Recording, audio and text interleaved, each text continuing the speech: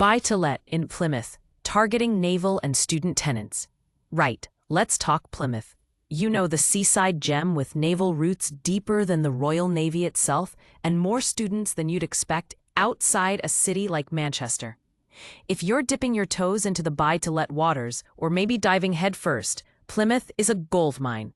But here's the catch. You've got to know who to target. And in this city, it's a tale of two tribes, naval personnel and students. So, where do we begin? First, let's talk tenants. Naval tenants, steady, reliable, respectful, disciplined. They won't leave your carpets a war zone. Regular income earners, no chasing rent like a bloodhound, and they stay put for at least a year or two, depending on postings. Last year, I had a chap, let's call him Joe, stationed at HMNB Devonport. He needed a 2-bed near the base with off-street parking for his motorbike and a decent Wi-Fi connection. They love their gaming downtime. I had a place just off Stoke, 10 minutes walk, sorted in 48 hours. The guy even offered to pay 6 months upfront. Honestly, dream tenant. But here's a twist. Naval tenants can vanish on short notice. Postings change. Life happens. So always have a clause in your AST, assured short-hold tenancy, that covers early exits. Trust me, it'll save your bacon. Student tenants, lively, lucrative, and sometimes chaotic. I let a 4-bed in Lipson last September to a group of marine biology students. Lovely kids. First viewing, and they were practically measuring up for LED strip lights. Rent? £475 per room, bills excluded. They paid on time, mostly, and even baked me a cake at Christmas. Although the landlord had to replace a kitchen cabinet after someone tried to install a makeshift bar. The point is, student lets can be gold nines, but they're also seasonal.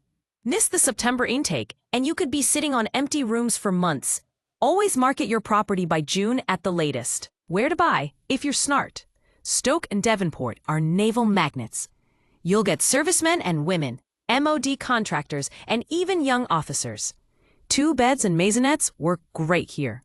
Look for properties within 15 to 20 minutes walking distance of the base. Lipson, Mutley, and Greenbank, these are student stomping grounds. Think Victorian terraces, HMO conversions, and the occasional 5-bed monstrosity. Not pretty, but profitable. And if you can add en suites, even better. Students will pay more to avoid queuing for the shower. Oh, and if you're flush with cash, the hoe. Stunning sea views, premium prices, and occasional naval officers on higher ranks. Not cheap, but the returns are juicy. Tips from the trenches. Furnish wisely. Students want IKEA. Navy tenants want clean and simple. No frills, no fuss. Wi-Fi is king. Whether it's Call of Duty or Zoom lectures, bad internet is a deal breaker. Insurance. Get landlord cover that includes loss of rent. I had a flood in 2022. Student party went rogue.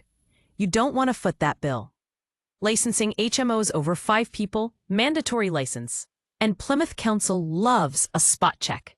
Council tax, students equals exempt, Navy not. Factor it into your rent structure or prepare for phone calls. The market right now. As of spring 2025, rental demand in Plymouth is fierce. Supply, not so much.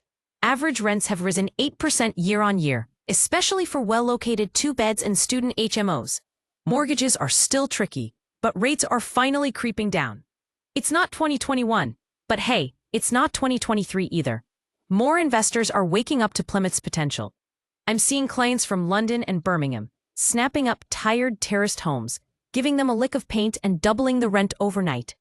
One even turned a disused basement into a rentable studio. Final word? Adapt or be left behind.